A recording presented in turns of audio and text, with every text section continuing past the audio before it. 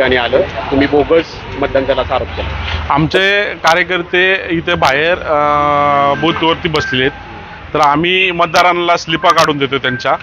तर त्यांना स्लिप काढून दिल्यावर ते आतमध्ये गेले मतदान करायला. मतदान करायला गेल्यावरती त्यांनी तिथे सांगितलं की हे मतदान झालंय.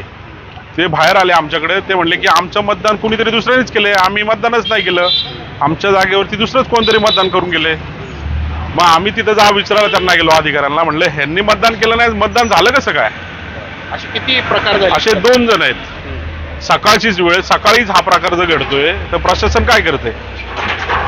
आधार कार्ड चेक करत नाहीये. आधार कार्डचे शेवटचे 4 अंक लिहित आहेत. पूर्ण आधार कार्ड तो माणूस शोधायचा कसा काय? पूर्ण आधार कार्डचा पूर्ण नंबर लिहिला पाहिजे त्यांनी. आणि फोटोवरती चेक करून माणूसाचं हे केलं पाहिजे ना. तर ते सुद्धा नाही. आयोग ते काय म्हणते कर्मचारी? त्यांनी आमच्या समोर त्यांच्या ह्यांना बोलवलं, वरिष्ठांना. त्यांनी चर्चा केली. आम्ही त्यांना बोललो हे मतदान वंचित राहिलं नाही पाहिजे, मतदानाचा ना अधिकार भेटला पाहिजे.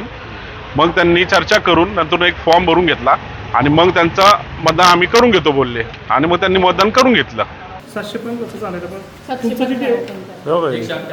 178 परत. पण ते कसं काय झालं? यांनी अजून मतदानच नाही केलं त्यांचं.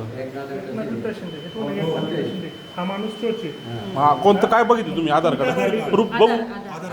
हा,